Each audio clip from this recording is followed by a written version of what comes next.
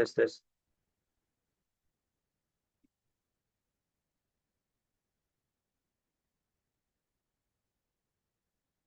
Tes suaranya kedengaran? Kedengeran Ustaz, alhamdulillah jelas. Dengar Ustaz. Alhamdulillah jelas Pak Ustaz. Share screen-nya juga kelihatan ya?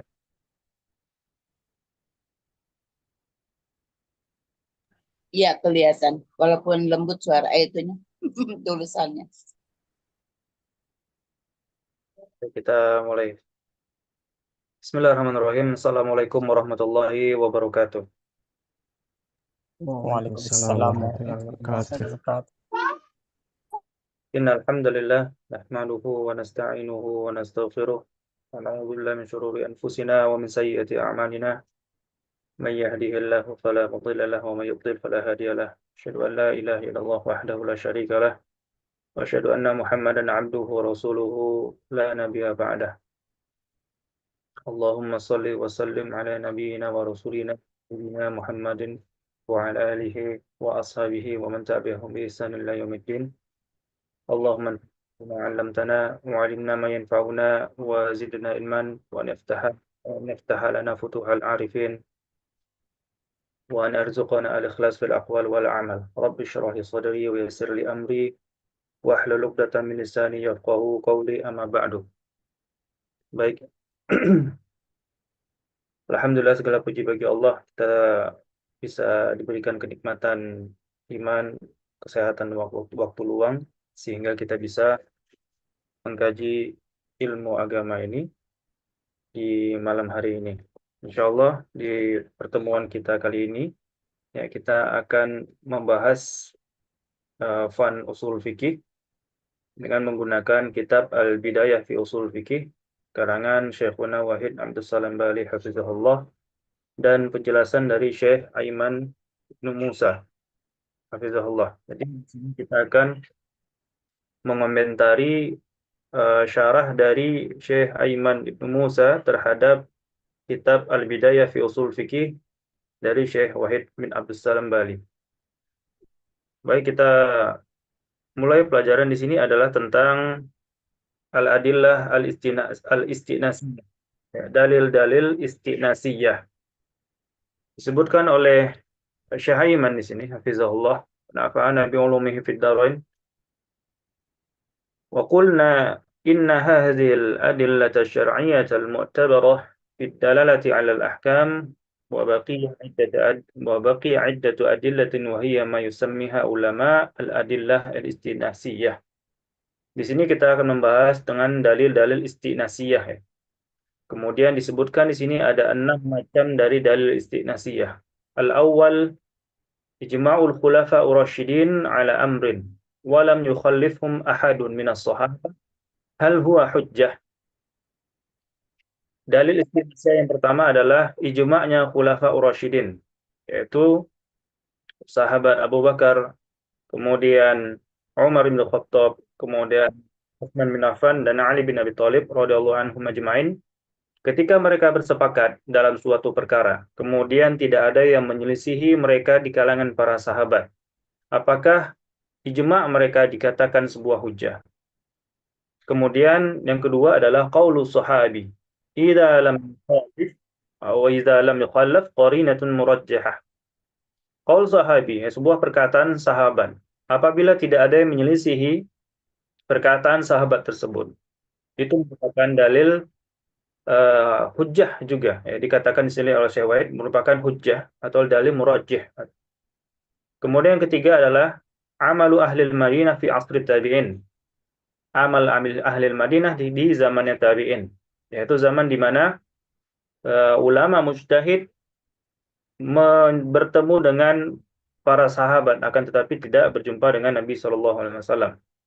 Nah, amalan ahlul Madinah di zaman tabi'in apakah bisa dijadikan hujjah atau tidak? Ya. Kemudian keempat, istishabul asl wa istishabul bara'atul isliyah. Ini adalah dalil yang keempat, adalah istishab. Kemudian yang kelima adalah al-urf, yang keenam adalah al-maslahah, al-masalihul al-musalah. Untuk pertemuan kali ini kita akan membahas 3 yang pertama insyaallah, yaitu ijma' khulafa'ur rasyidin, kemudian qaulu sahabi, kemudian amal ahli Madinah. Baik, pertama kita ta'rifkan terlebih dahulu apa itu dalil istinasiyah. اليوم إن شاء الله تعالى في هذه المحاضرة سوف نتناول بعضها. فأول دليل من الأدلة الاستئناسية، ومعنى الأدلة الاستئناسية أي قد تجد هذه المصطلح عند كثير من الكتب في الفقه، وربما لم أراه قبل أن يجمع شيخنا حفظه الله هذه رسالة المباركة البداية في علم أصول الفقه. Nah, menurut Syekh Aiman Musa, bahwasanya dalil istinasiyah ya, ini belum dikumpulkan, ya. Mustalah ini belum dikumpulkan di kitab-kitab usul fikih, ya, yang dimana dikumpulkan oleh Syekh Wahid setelah itu. Kemudian makna istinasiyah apa itu? Allati yasta'nisu biha al-faqih wal usuli fil wusuli ila al-hukmil syar'i wa fi tarjihi ba'dil aqwal ala ba'di. Allati yasta'nisu biha al-faqih wal usuli.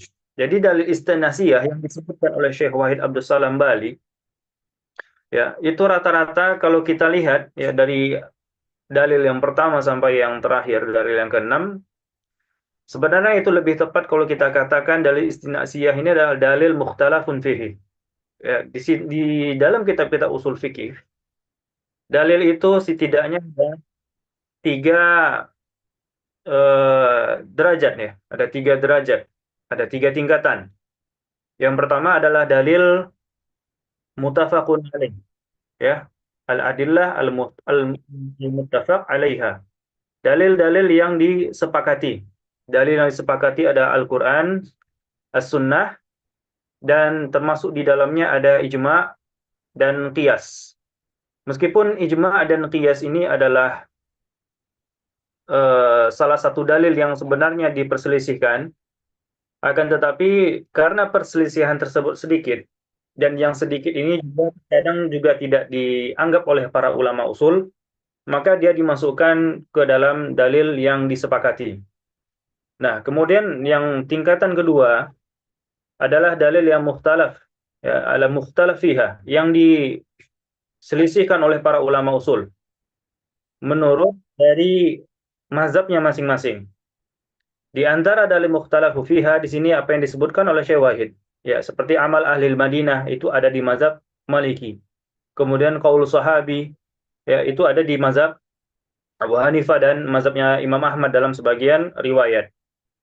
Nah, bagi mazhab Syafi'i itu tidak menganggap qaul sahabi sebagai hujjah. Kemudian begitu juga ijma' khulafa'ur rasyidin itu tidak dianggap juga sebagai hujjah dalam mazhab Syafi'i. Nah, dalil-dalil mukhtalafun fiha ini adalah dalil yang dipakai oleh para ulama usul dalam masing-masing mazhab ketika tidak ditemukannya dalil secara sharih, ya, ataupun dalil-dalil yang ketika mereka kaji dalam Al-Quran dan Sunnah, ijma' ataupun qiyas tidak ditemukan dalam 4 perkara tersebut, maka mereka menggunakan dalil berikutnya, yaitu dalil mukhtalafun fiha. Nah, apabila juga tidak ditemukan, maka barulah digunakan dalil istinasiyah.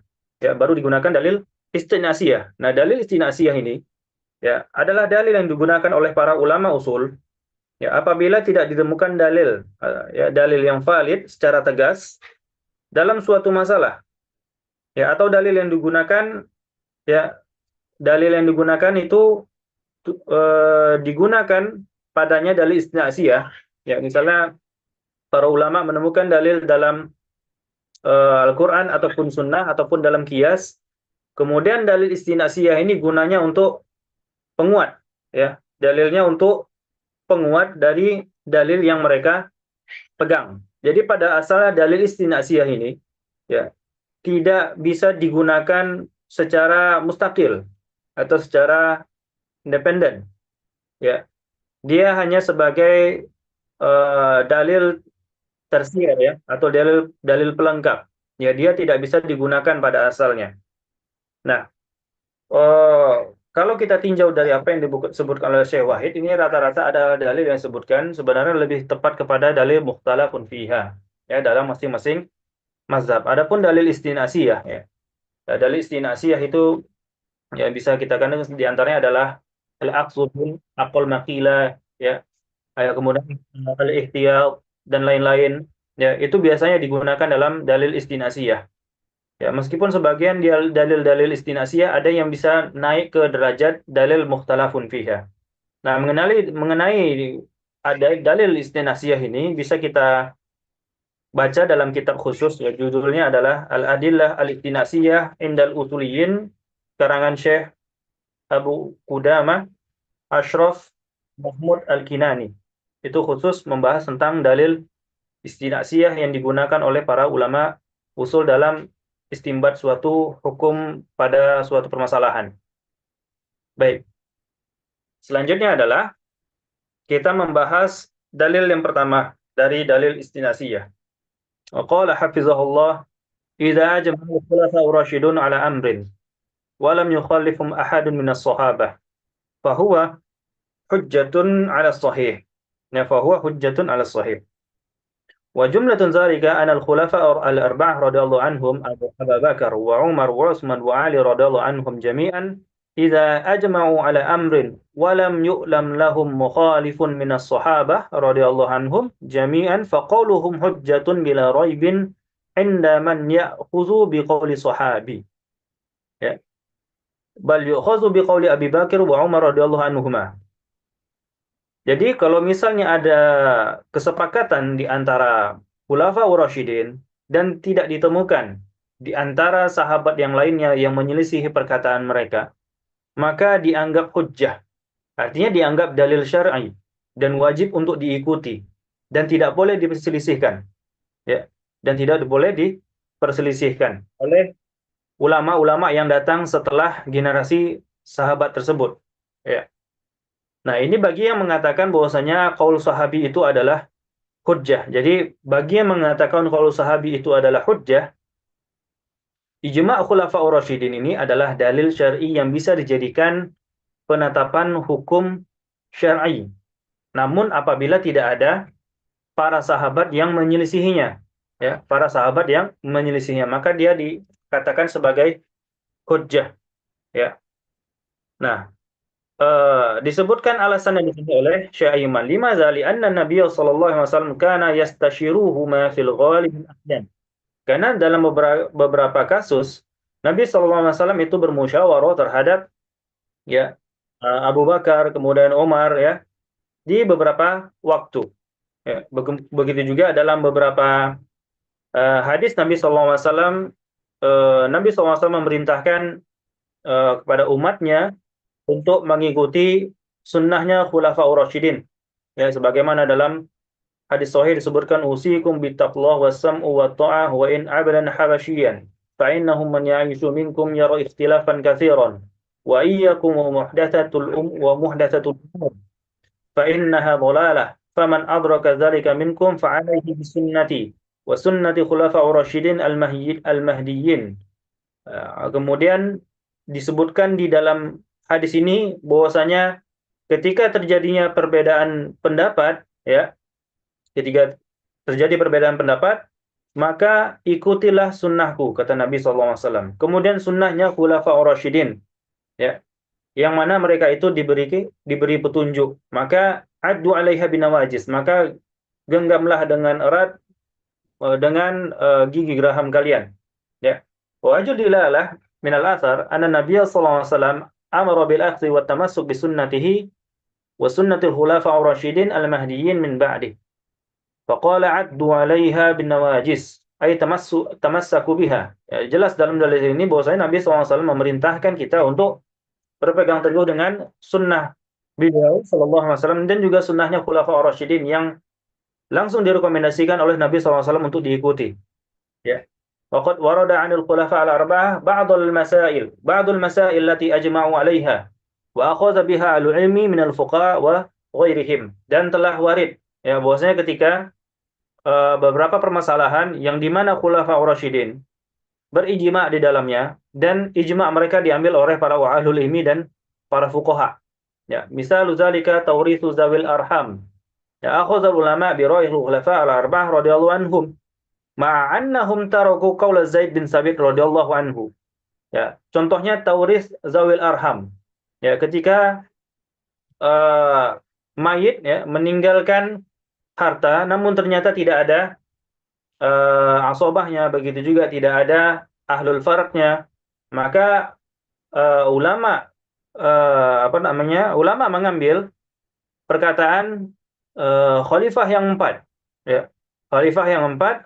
Sementara di sana ada perkataan Zaid bin Sabit, ya, sementara di sana ada perkataan Zaid bin Sabit. Zaid bin Sabit mengatakan bahwasanya harta yang ditinggalkan oleh mayit ini ya tetap dikembalikan kepada kerabat-kerabat dekat mereka, ya, tetap diberikan kepada kerabat-kerabat yang bukan dari golongan ahlul fard atau asobah. Sementara Khulafa al-Arba'ah mengatakan harta mayit ini dikembalikan kepada Baitul Mal. Maka banyak ulama yang mengambil pendapat yang empat. Akan tetapi uniknya Al-Imam Syafi'i radhiyallahu anhu justru mengikuti perkataan Zaid bin Sabit. Ya, justru mengikuti perkataan Zaid bin Sabit. Ya. Ini membuktikan bahwasanya bagi sebagian mazhab tidak menganggap ijma' Khulafaur Rasyidin adalah hujjah.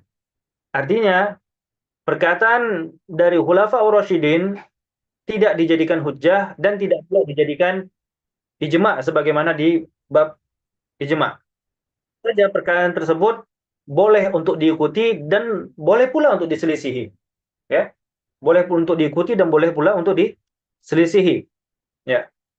Kalau misalnya Imam Syafi'i tidak mengikuti perkataan sahabat, mengapa beliau mengambil perkataan Zaid bin Sabit? Maka di sini para ulama Syafi'i mengatakan, Al-Imam Syafi'i rahimahullah menggunakan alasan istinbat hukum dalam permasalahan ini menggunakan Zaid bin Sabit itu istinasiyan, bukan sebagai dalil hukum, ya, sebagai dalil hukum secara mustaqillan. Artinya Imam Syafi'i rahimahullah mengikuti perkataan Zaid bin Sabit ijtihadan la taqlidan. Ya. Jadi mengikuti perkataan Zaid bin Sabit itu bukan karena taklid kepada Zaid bin Sabit. Artinya menjadikan perkataan Zaid bin Sabit sebagai hujjah tanpa melihat dalil yang dibawakan oleh Zaid bin Sabit. Ya. Zaid bin Sabit. Nah, ulama Syafi'i atau Imam Syafi'i mengikuti perkataan Zaid bin Sabit karena hasil dari ijtihadnya Imam Syafi'i, ya, dari dalil-dalil yang beliau pegang, kemudian menjadikan perkataan Zaid bin Sabit sebagai penguat atau penopang. Ya, penguat atau penopang. Ya, seperti itu. Namanya istinasian yang seperti itu. Itu namanya istinasian. Ya. Kemudian disebutkan oleh Syekh Aiman Musa, lakin huna lamma ajma'al khulafa arba'ah ala hadhil masa kana qawluhum huwa ar-rajih. Nah, disebutkan oleh Syekh Aiman Musa ar-rajih. Berarti di sana ada yang marjuh. Ya, berarti di sini Syekh Wahid dan begitu juga Syekh Aiman Musa hafizahumullah menganggap bahwasanya perkataan sahabat itu adalah hujjah, atau yang lebih khusus lagi ijma' khulafaur rasyidin adalah hujjah. Kemudian di antara beberapa permasalahan lainnya seperti ya yang di mana para a'immah al-arba'ah atau khulafaur rasyidin al-arba'ah menganggap suatu pendapat itu adalah kesepakatan di antara mereka dan itu diamalkan oleh sahabat lainnya. Ya, di antaranya di sini sebutkan, ya, kadzalika minal masail lati ajma'u 'alaiha ijma'uhum 'ala jawazil musaqah fil nakhl wa syajar wal 'inab wa masiwaha. Ya, bahwasanya diperbolehkan dan ijma' diperbolehkan musaqah dalam nakhl, ya, syajar dan 'inab, ya, pada anggur dan pohon-pohon kurma dan semisal dengannya. Ya, begitu juga kadzalika ajma'u 'ala wujubil 'iddah 'alal mar'ah allati khala biha zawjuha wa illam yusibha. Begitu juga mereka bersepakat terhadap perempuan yang dikhulu oleh suaminya, akan tetapi suaminya belum ya mencampuri perempuan tersebut, ya, maka tetap ada iddah, ya, ketika dikhulu. Ada beberapa permasalahan yang di mana ijma' khulafaur rasyidin adalah dijadikan hujjah oleh sebagian mazhab ya. Akan tetapi ini juga terkadang disanggah oleh sebagian yang lain ya, bahwasanya kita katakan ijma' khulafaur rasyidin idza lam yukhalif ya, idza lam yukhalif ahad minas sahabah, apabila tidak diselisihi oleh sahabat yang lainnya ya, apakah menjadi ijma' ya, ijma' yang sebagaimana kita dipelajari di bab usul fikih dan dia dijadikan hujah sekaligus, maka kita katakan ya dia ijma' ya, tapi dia bukan ijma' sebagaimana ijma' tasrih ya. Akan tetapi kita katakan ijma' di sini namanya ijma' sukuti. Ya, ijma' sukuti. Sehingga dia bisa dijadikan hujah bagi sebagian atau bahkan jumhur ulama. Ya, oleh jumhur ulama. Ya, ijma' sukuti ya, sebagaimana ini pernah dipelajari sebelum bab ini, bahwasanya ijma' sukuti adalah ketika sebagian mujtahid mengatakan sebuah hukum, kemudian atau mengamalkan sebuah amalan, dan perkataan mereka ini tersebar di kalangan mujtahid lainnya, dan amalan tersebut juga tersebar di kalangan mujtahid lainnya. Kemudian ketika tersebar, tidak nampak dari mujtahid lainnya itu ada kirodaan, tidak ada nampak kirodaan terhadap istinbah hukum tersebut, tapi tidak juga nampak adanya ketidakridhoan terhadap hukum tersebut. Maka kalau misalnya hal seperti ini kita katakan namanya ijma' sukuti ya. Ijma' sukuti. Sehingga ini dijadikan hujah oleh ulama, termasuk Imam Syafi'i sendiri ya, termasuk Imam Syafi'i sendiri atau mazhab Syafi'i menjadikan ijma' sukuti adalah dalil yang bisa dijadikan hujjah. Akan tetapi kita katakan ketika khulafaur rasyidin ini bersepakat dan tidak ada yang menyelisihi, maka dalilnya adalah karena itu adalah ijma', bukan karena khulafaur rasyidinnya, bukan karena kesepakatan dari khulafaur rasyidinnya, tapi karena dia adalah tergolong dari ijma' sukuti. Sehingga kalau kita katakan kesepakatan khulafaur rasyidin adalah ijma' sukuti, maka seandainya ada ulama mujtahid di kalangan tabi'in atau di kalangan tabi'un tabi'in atau di kalangan setelah mereka yang belum ada permasalahan tersebut muncul di generasi sebelum mereka ya, misalnya di kalangan tabi'in, mereka bersepakat dalam sebuah mereka mengeluarkan sebuah hukum, kemudian ternyata ulama mujtahid lainnya tidak mengingkari dan tidak pula mengatakan setuju terhadap hukum tersebut, maka kita katakan itu adalah ijma' sukuti yang bisa dijadikan hujah meskipun dia berada di kalangan tabi'in. Ya, begitu juga di tabi'ut tabi'in, sehingga kalau misalnya ada permasalahan yang belum ada di generasi sahabat atau di generasi tabi'in, kemudian keluarlah hukum tersebut di generasi tabi'ut tabi'in atau setelah mereka, kemudian hukum tersebut keluar dan tersebar di kalangan mujtahidin dan tidak ada yang menyelisihinya. Tidak pula ada yang mengatakan secara sharih bahwasanya hukum itu disepakati oleh sebagian ulama yang sampai hukum tersebut kepada mereka. Maka kita katakan ini adalah ijma' sukuti yang juga menjadi hujjah. Jadi kesepakatan khulafaur rasyidin yang dijadikan hujjah oleh jumhur, ya juga hujah oleh jumhur, yang mana perkataan khulafaur rasyidin ini tidak diselisihi, maka hujahnya itu dari sisi ijma' sukuti, bukan dari karena kesepakatan para sahabat ya. Baik, selanjutnya kita masuk ke dalil yang kedua dari dalil istinasiyah, adalah qaulu sahabi. Ya, qaulu sahabi idza lam yukhalaf qarinatun murajjahah atau qarinatun murajjihah. Nah, ini apabila sebuah perkataan yang lahir dari seorang sahabat ya, dan tidak ada yang menyelisihinya, maka itu juga adalah hujjah. Maka sebagaimana yang telah kita jelaskan sebelumnya, bahwasanya seandainya juga kalau ada seorang sahabat yang berfatwa, ya entah itu di zaman sahabat atau di zaman tabi'in, ya sahabat tersebut berfatwa dan ternyata tidak ada yang menyelisihi fatwanya, dan juga tidak ada yang secara sore yang mengatakan bahwasanya mereka sepakat ya dengan perkataan, bahwasanya mereka sepakat dengan sahabat tersebut, maka ini menjadikan dalil perkataan tersebut adalah hujjah dari sisi ijma' sukutinya, bukan karena qaulu sahabinya.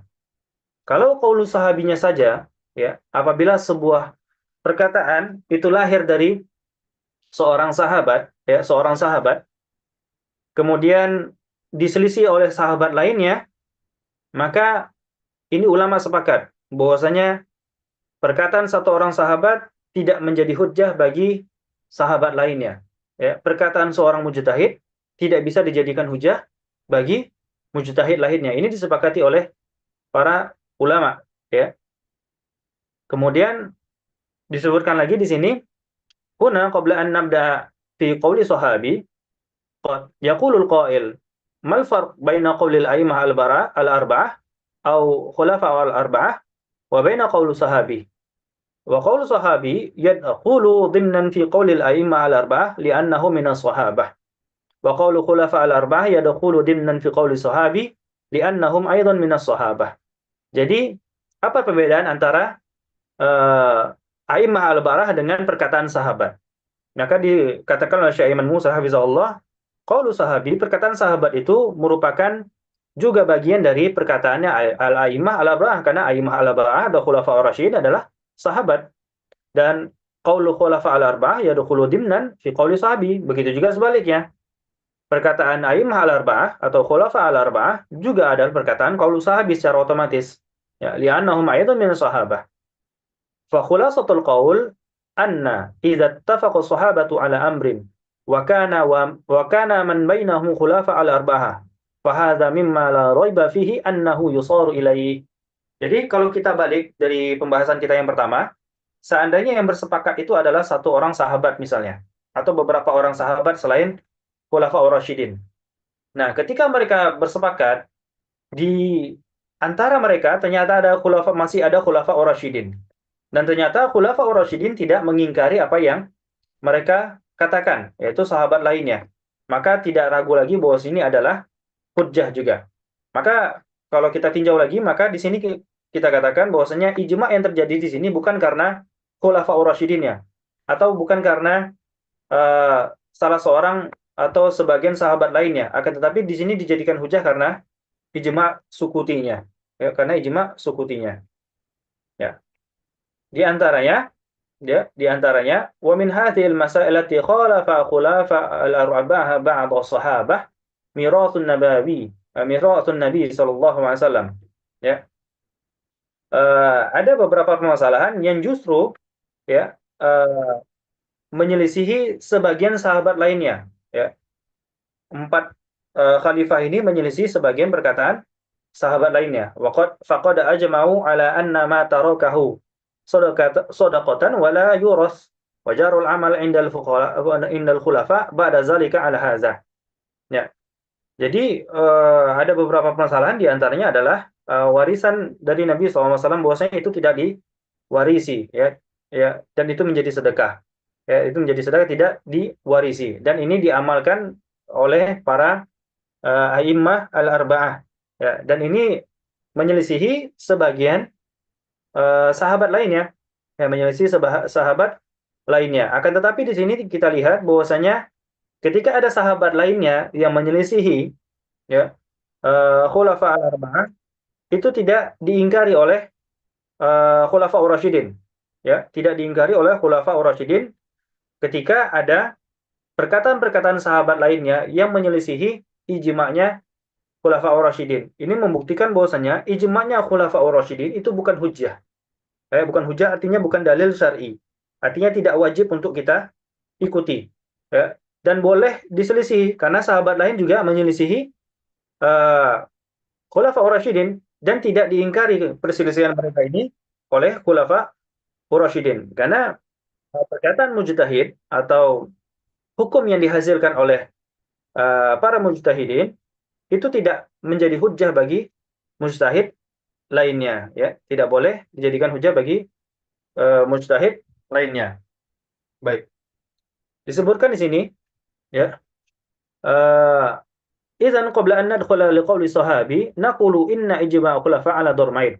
Sebelum kita masuk ke perkataan qaul sahabi, maka ijma'nya khulafa ar-rasyidin itu ada dua macam. Ad-darbul awwal idza lam yukhalifhum ahadun minas sabah fahuwa hujjah. Ya, apabila tidak ada yang menyelisihi di antara para sahabat, maka dia adalah hujjah. Yang kedua, amma idza khalafahum ghairuhum fa inna qaulahum laisa bihujjatin ala qaulil jumhur.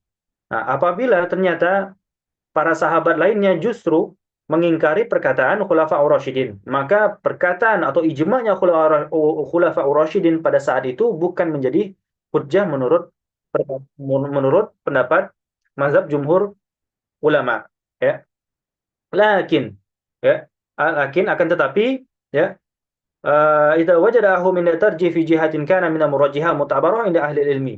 Akan tetapi perkataan mereka ini menjadi dalil yang bisa dianggap, ya. Artinya kalau misalnya khulafa ar-rasyidin itu ijma, kemudian ada sebagian sahabat yang menyelisihi mereka, maka sepakat para ulama tidak boleh mengambil perkataan atau membuat perkataan yang di luar dari apa yang dikatakan oleh para sahabat.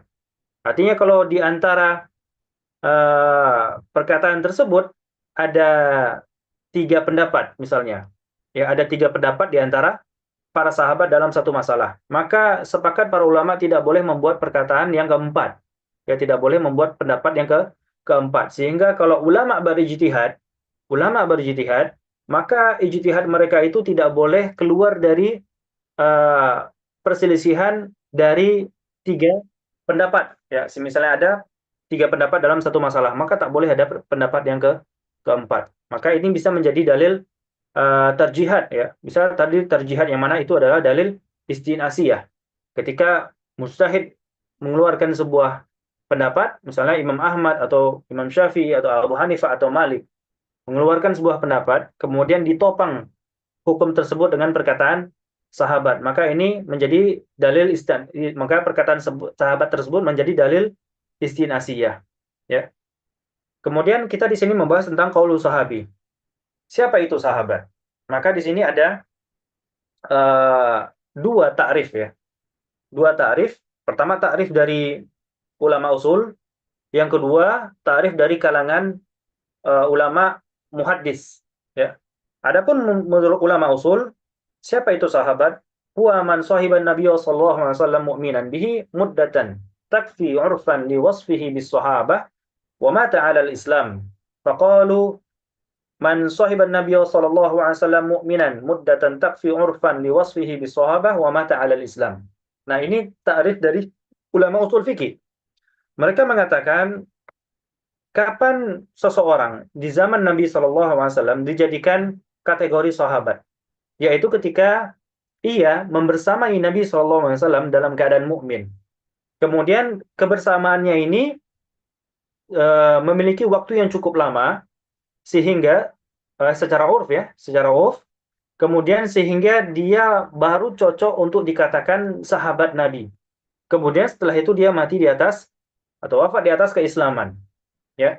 Jadi menurut ulama usul tidak cukup, ya, hanya sekedar pernah melihat Nabi sallallahu alaihi wasallam, ya, atau pernah berjumpa dengan Nabi sallallahu alaihi wasallam. Tidak cukup hanya sekedar seperti itu, sebagaimana yang ditakrifkan oleh muhaddis. Disebutkan di sini wa indal muhaddisin qalu man ra'a Nabiyya sallallahu alaihi wasallam mu'minan bihi wa mata 'ala zalik. Nah, ini menurut ulama muhaddis mengatakan, dan ini takrif ulama muhaddis ini dibawa ke takrif di fan akidah nantinya, ya.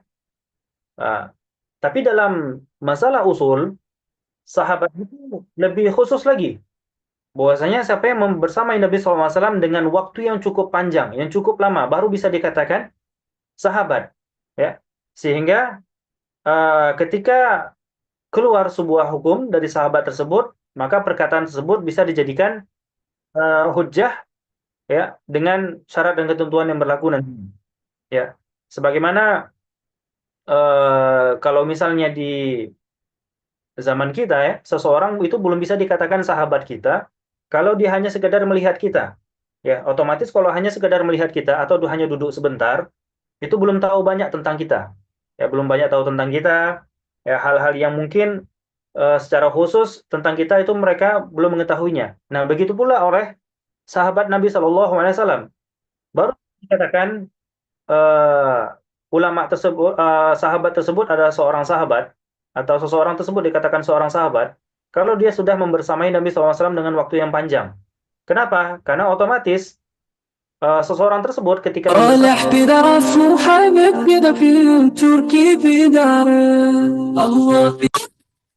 otomatis sahabat tersebut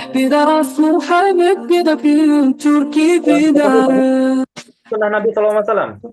Baik itu sebuah perkataan, baik itu sebuah takrir, baik itu sebuah pekerjaan atau amalan dari baik.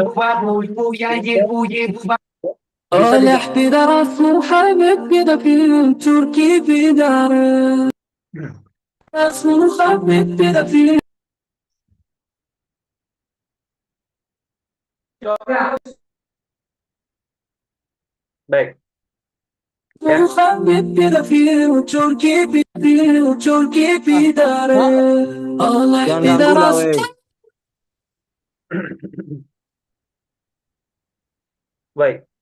Barakallahu fikum.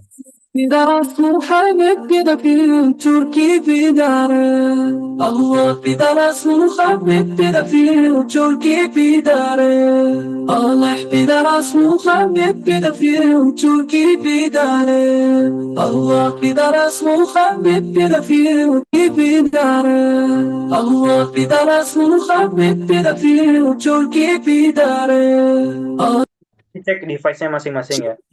Смерть евреям, пидорасы, кончим, слава Гитлеру, смерть евреям, пидорасы, слава Рейху, слава фюреру, слава Гитлеру, смерть евреям. Слава Гитлеру, Холокост, смерть евреям, евреи, пидорасы конченые, слава Гитлеру. Ya. Memutkan seluruh audio dari peserta sehingga kita bisa melanjutkan pelajaran. Baik. Jadi kita kembali dari sisi ulama usul fikih yang mana kita pelajari sekarang, sahabat itu adalah yang membersamai Nabi Shallallahu Alaihi Wasallam dengan waktu yang cukup lama, sehingga dengan cara seperti itulah mereka bisa mengetahui amalan-amalan perkataan Nabi SAW, begitu juga beberapa takrir dari Nabi SAW. Ya, dengan cukup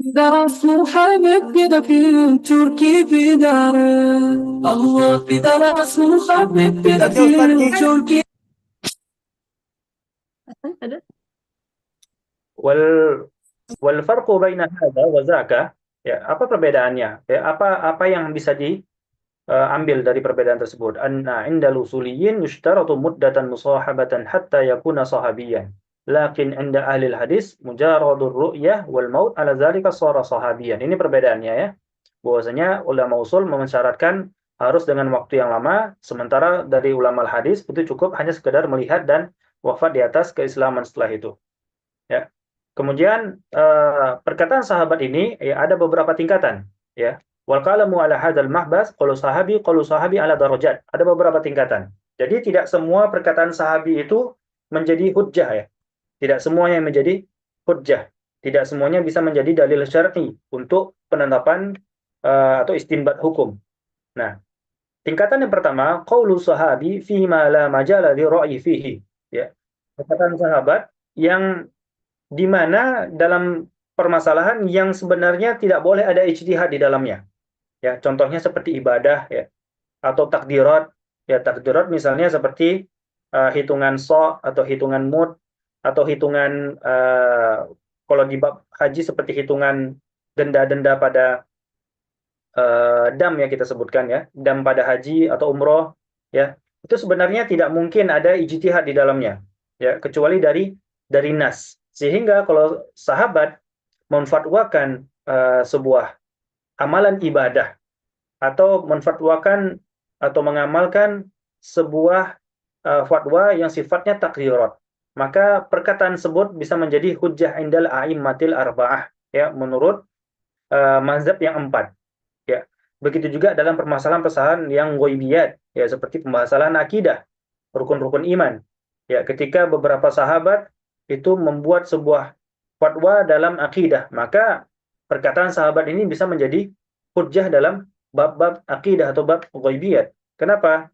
Karena tidaklah perkataan tersebut kecuali sahabat mengetahuinya dari Nabi Shallallahu Alaihi Wasallam atau melihat Nabi Shallallahu Alaihi Wasallam dari perkataan ataupun perbuatan Nabi Shallallahu Alaihi Wasallam. Nah, sifatnya tauqif, ya, tidak mungkin permasalahan tersebut, ya, bisa diketahui oleh orang kecuali itu adalah dari wahyu, ya. Jadi ini adalah tingkatan pertamanya. Ketika permasalahan tersebut adalah permasalahan yang tidak diperbolehkan adanya ijtihad di situ. Sehingga kalau ada qaul sahabi di dalamnya, maka qaul sahabi itu bisa menjadi hujjah, ya. Maka dikatakan di sini iz la ijtihada fil umuri allati la tu'rafu ila bitauqif. Ya, ada perkara-perkara yang tidak mungkin seseorang berijtihad di dalamnya kecuali harus tauqif. Artinya harus dari wahyu, baik dari Al-Qur'an atau dari perkataan langsung dari atau amalan dari Nabi Shallallahu alaihi wasallam. Ya. Kemudian tingkatan yang kedua, ya. Tingkatan yang kedua adalah qaulus sahabi idza khalafa ghairuhu minas sahabah. Nah, ini apabila ada salah seorang sahabat mengeluarkan sebuah fatwa dan ternyata diselisihi oleh sahabat lainnya. Idza ikhtalafa as-sahabah radhiyallahu anhum fima bainahum lam yakun qawlu ba'dihim hujjatan ala ba'dhin wa lam yajuz lil mujtahid ba'dahum an yuqallada ba'dahum. Nah, ketika misalnya dalam permasalahan ini, ya, mereka masing-masing sahabat itu memiliki fatwanya masing-masing, ya, fatwanya masing-masing dalam permasalahan yang memang di situ adalah ruang untuk ijtihad. Maka perkataan mereka ini tidak bisa dijadikan hujjah untuk masing-masing di antara mereka dan juga bagi mujtahid setelahnya. Tidak boleh ditaklidi karena mujtahid tidak boleh taklid. Mujtahid tidak boleh taklid kepada mujtahid lainnya. Sahabat tidak boleh taklid kepada sahabat lainnya kalau mereka memang di dalam permasalahan yang mengharuskan untuk berijtihad, ya. Bal wajib fi hadhil halah at-takhiru min al-aqwal bihasabid dalil wala yajuzu al-khuruju anha. Nah, justru dalam permasalahan ini seandainya para mujtahid di kalangan sahabat itu berbeda pendapat, maka kita sifatnya takhir. Kita boleh memilih di antara perkataan para sahabat tersebut tapi sesuai dengan dalil. Jadi yang ditinjau benar atau salahnya dari perkataan sahabat itu bukan karena mereka adalah perkataan sahabat, tapi karena dalil yang menyokong dari perkataan sahabat tersebut. Wala yajuzu khuruju anha. Nah, dhabitnya juga tidak boleh keluar dari apa yang telah mereka katakan. Kalau mereka mengatakan 3 perkataan, maka tak boleh buat perkataan yang keempat. Begitu juga kalau misalnya perkataannya hanya 2, tak boleh buat perkataan yang ketiga, ya. Wa hadhil mas'alah ka mas'al istiqbalil qiblah wa istibariha asna qada'il hajah. Ini seperti permasalahan menghadap kiblat ketika qada'il hajah, ya, ketika buang air, ya. Fa dhahaba Ibnu Umar radhiyallahu anhuma ala jawazi dzalika fil bunyan dunal fadha. Nah, Ibnu Umar mengatakan diperbolehkan menghadap kiblat dan membelakangi kiblat pada saat qada' hajah apabila di dalam sebuah bangunan, tapi tidak diperbolehkan kalau di tanah lepang, ya, di tanah lepas, ya, di padang rumput atau di padang pasir tanpa ada bangunan, ya, maka tak boleh menghadap kiblat ataupun membelakangi kiblat menurut Ibnu Umar pada saat itu. Wa zahaba Abu Ayyub, Abu Ayyub salah seorang sahabat radhiyallahu anhu mengatakan ila adami jawiz zalika la fi bunya wala fil fadha. Nah, Abu Ayyub mengatakan tidak diperbolehkan, ya, secara mutlak, baik itu di tanah lapang atau itu di tanah luas yang tidak ada bangunan ataupun di dalam bangunan. Menurut Abu Ayyub tetap tidak boleh menghadap kiblat dan menghadap kiblat. Wa hadhi min al-mas'alah al-mutanaza'a fiha. Dan ini adalah perkara yang diperselisihkan di antara mereka. Salah satu contohnya, ya. Qala Ibnu Taimiyah rahimahullah, fa in tanaza'u radda ma tanaza'u fihi ila Allah wa Rasul.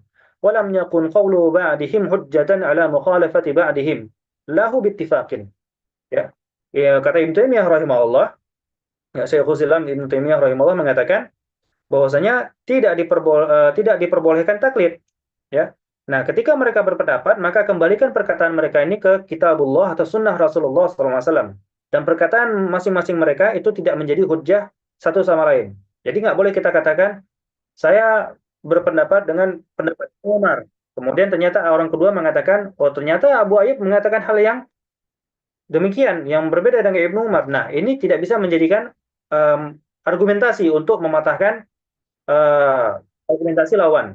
Ya, yang menjadi hujjah pada saat itu adalah Al-Quran ataupun sunnah Nabi SAW yang menyokong pendapat mereka. Ya, ya min kitabin au sunnatin sahihah au ijma'. Itu yang bisa menjadi penyokong perkataan mereka. Ya.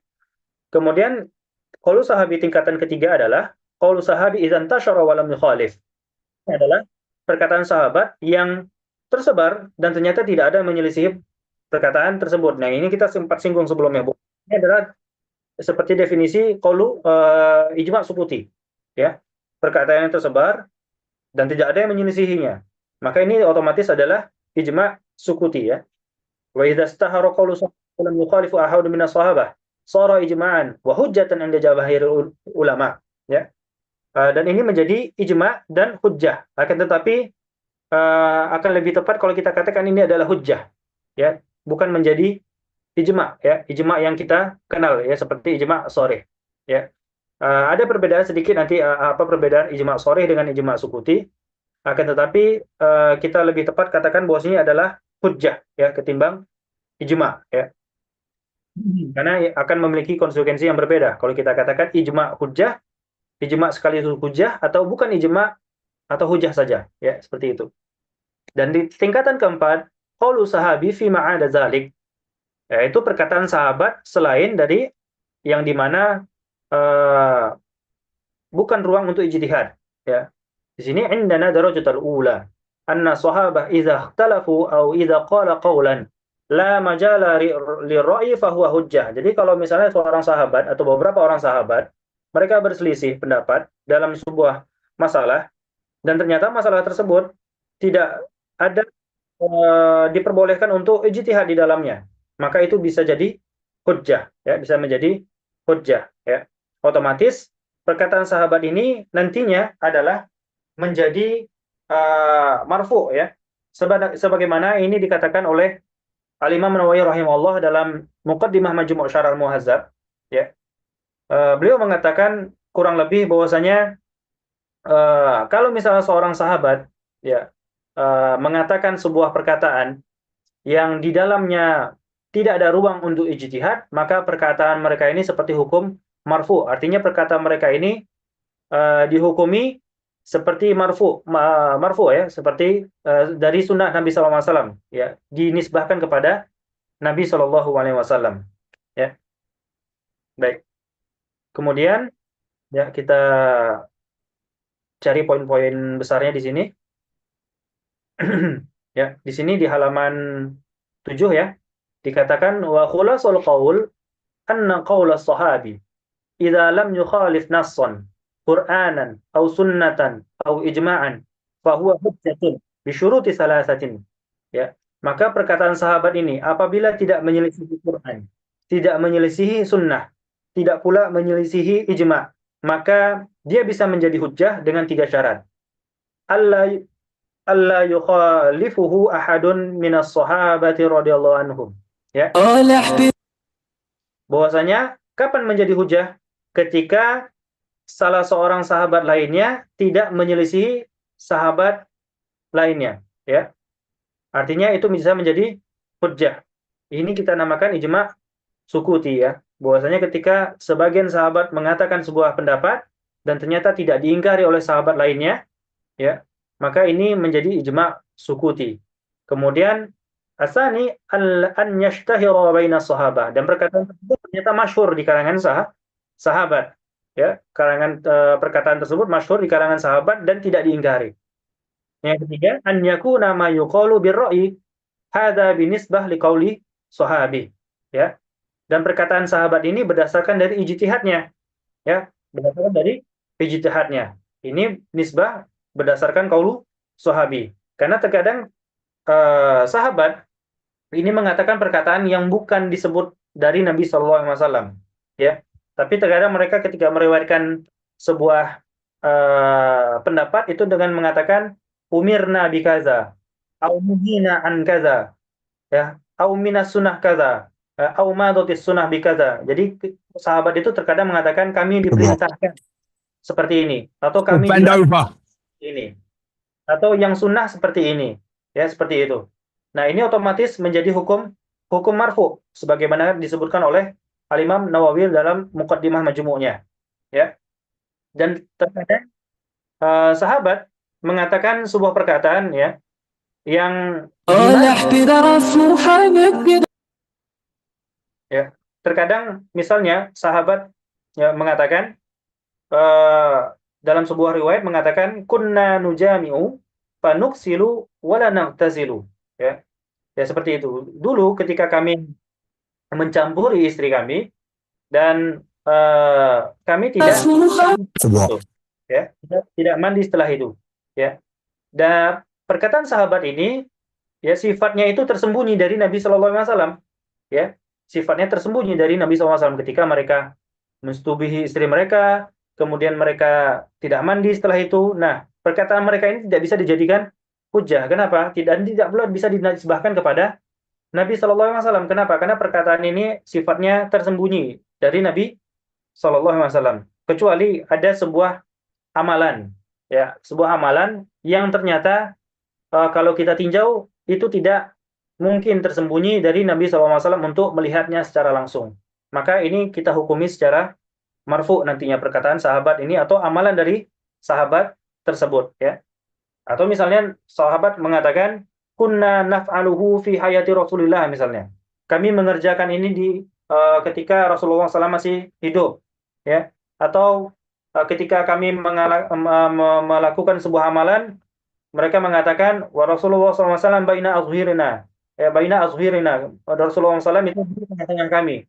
Ini berarti hukumnya hukum marfu, berarti sifatnya takrir dari Nabi SAW. Nah, itu beberapa perkataan sahabat yang bisa dijadikan hukum marfu, ya, apabila itu adalah sebuah perkataan atau amalan yang tidak tersembunyi oleh Nabi SAW atau dilihat langsung oleh Nabi SAW, dan ini menjadi takrir dan dia dijadikan hukum marfu, ya. Baik.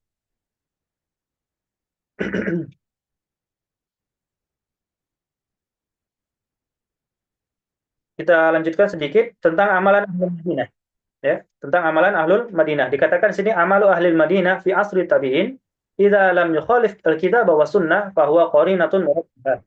Ini bisa kita katakan ijma' Ahlul Madinah atau amal Ahlul Madinah, ya, di zaman tabi'in, ya, di zaman tabi'in atau di zaman sahabat, ya, di zaman sahabat atau di zaman tabi'in atau tabi'ut tabi'in, dan ternyata tidak ada yang menyelisihi kitab dan sunnah dan tidak pula diingkari oleh ulama mujtahid di zaman tersebut. Maka kita katakan amal ahli Madinah ini sifatnya adalah hujjah ditinjau dari ijma' sukutinya, bukan karena dia adalah amalan ahli Madinah, ya.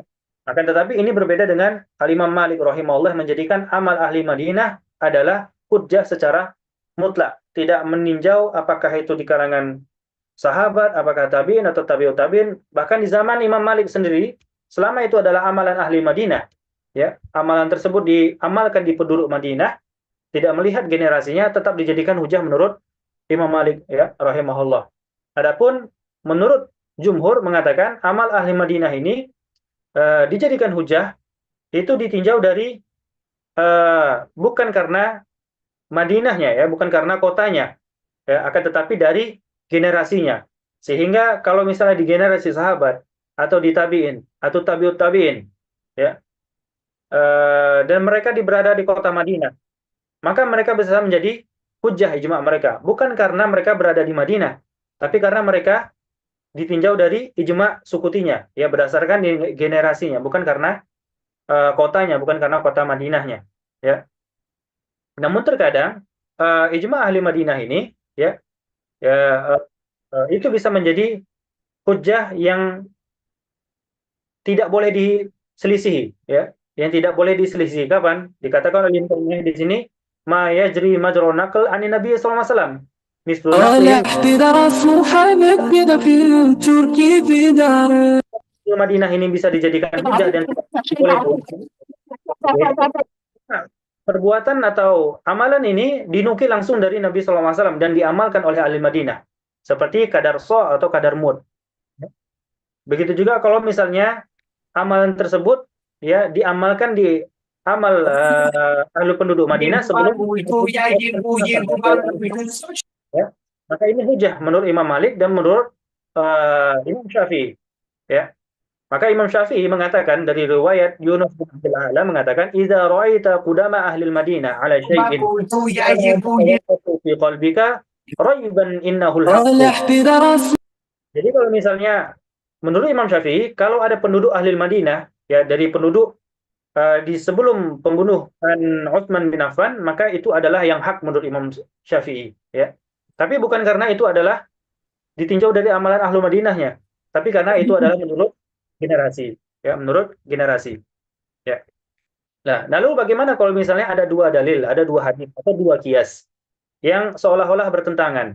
Kemudian di antara salah satunya ada penduduk ahlul Madinah yang mengamalkannya. Maka di sini ada perselisihan. Famazhabu Malik wa Syafi'i annahu yurajih bi amali ahli Madinah. Kalau misalnya ada dua hadis atau dua qiyas, salah satunya itu oleh penduduk ahli Madinah, maka menurut mazhab Malik dan mazhab Syafi'i itu ditarjihkan berdasarkan apa yang diamalkan ahli Madinah. Tapi menurut mazhab Abu Hanifah itu tidak ditarjih berdasarkan penduduk ahlul Madinah. Ya, adapun pendapat Ahmad ada dua riwayat. Pertama itu ditarjih berdasarkan penduduk ahlul Madinah, pendapat yang kedua itu tidak ditarjih berdasarkan penduduk ahlul Madinah. Ya. Adapun pendapat ulama, bagaimana tentang ulama ahlul Madinah di kalangan mutaakhir? Apakah bisa menjadi hujjah syar'iyyah atau tidak? Maka dikatakan falladzi alaihi aimatul muslimin annahu laisa bihujjatin syar'iyyan wa hadza mazahibu jami'il ulama. Jadi kalau misalnya generasi di setelah tabi'ut tabi'in misalnya, ya, tabi'ut tabi'in setelah tabi'ut tabi'in, ya, setelah qurun mufaddalah. Apakah ijma' ahli Madinah setelah qurun mufaddalah itu bisa menjadi hujjah syariah atau tidak? Maka menurut mazhab jumhur ulama itu tidak bisa menjadi hujjah, ya, tidak bisa menjadi hujjah. Jadi kalau misalnya kita mengambil sebuah pendapat dan ternyata hal tersebut diamalkan oleh penduduk ahlul Madinah setelah qurun mufaddalah, maka kita tidak bisa menjadikan itu sebagai sumber dalil hukum syar'i. Tapi apakah boleh ditaklidi? Boleh. Apakah boleh diselisih? Boleh juga. Yang jelas dia bukan hujjah. Hujjah artinya tidak boleh diselisihi dan wajib untuk diikuti. Tapi kalau kita katakan bukan hujjah, artinya boleh diikuti dan boleh pula untuk diselisihi karena dia bukan hujjah. Maka khulasatul qaul fi amali ahli Madinah, ringkasannya dalam penduduk ahli Madinah apabila mereka berijma' anna ma kana naqlan adi Nabi sallallahu alaihi wasallam fi qurunil ula al-fadilah fa huwa hujjatun bila raib. Kalau misalnya ijma' ahlul Madinah ini adalah dinukilkan dari generasi sahabat, maka dia adalah hujjah tanpa ada keraguan. Wa anna ma kana al-ijtihad wa ra'yun fa huwa laisa bihujjatin 'inda jamaahirul ulama. Akan tetapi kalau sifatnya ijtihad atau pendapat ya, dan diamalkan oleh penduduk ahli Madinah, maka dia bukan hujjah menurut jamaahir ulama, jumhur ulama, mayoritas ulama. Ya, kalau dia sifatnya ijtihad ya, mutlak ijtihad, tidak ada di generasi bukan hujjah. Wa amma ma khalafa nassan min kitabillah wa sunnatin fala yu'tadu bihi wa laysa bihujjatin 'inda jamaahir ulama.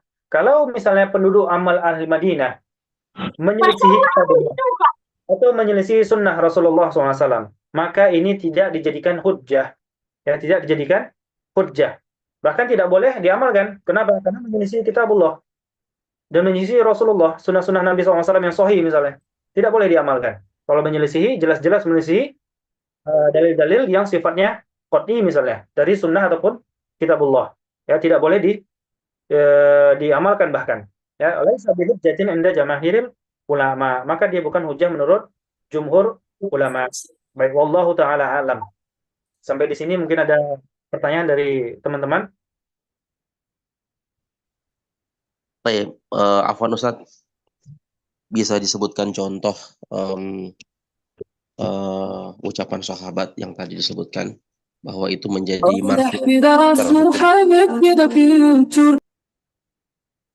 Contoh dari perkataan sahabat yang bisa dijadikan hujah, nah, yang menjadi marfu yang disebutkan tadi. ya menjadi Contohnya marfu. seperti apa? Nah, Nah, seperti misalnya hadis dari Nabi SAW, ya, dan itu diriwayatkan dari sahabat ketika mengatakan amarona Nabi sallallahu alaihi wasallam. Jadi mungkin Anda tidak contohkan secara case secara spesifik, tapi Anda contohkan dari sigot, ya, dari sigot.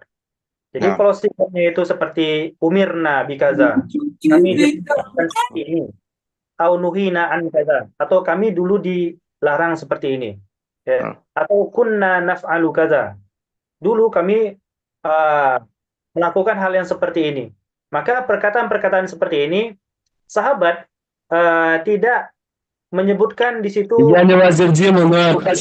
secara langsung, tapi mereka mengatakan sebuah perkataan yang mereka amalkan di zaman Nabi Shallallahu Alaihi Wasallam. Maka perkataan sahabat ini dihukumi marfu dan menjadi sunnah dari Nabi Shallallahu Alaihi Wasallam. nah. Baik. Paham, Ustaz. Nah. Barakallahu fiik. Alhamdulillah. Jazakallah khair. Nah. Baik.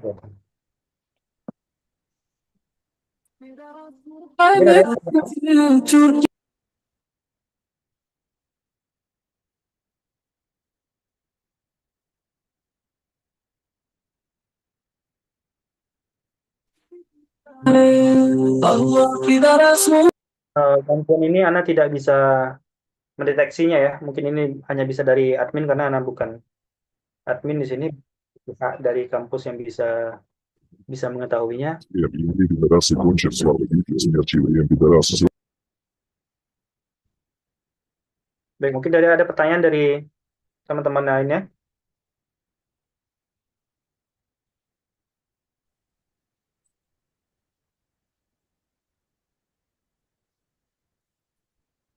Ada lagi?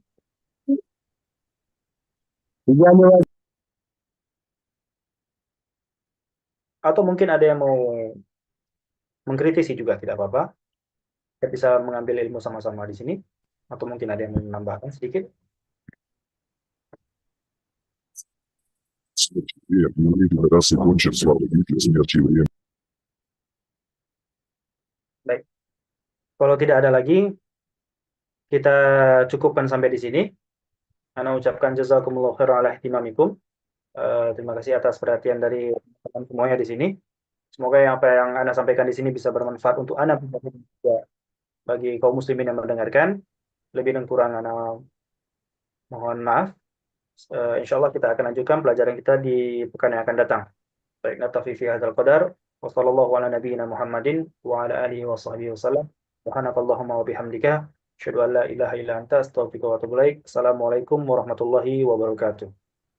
Waalaikumsalam warahmatullahi wabarakatuh. Jazakallah. Jazakallahu khairan. Ustaz. Allah khairan. Ustaz.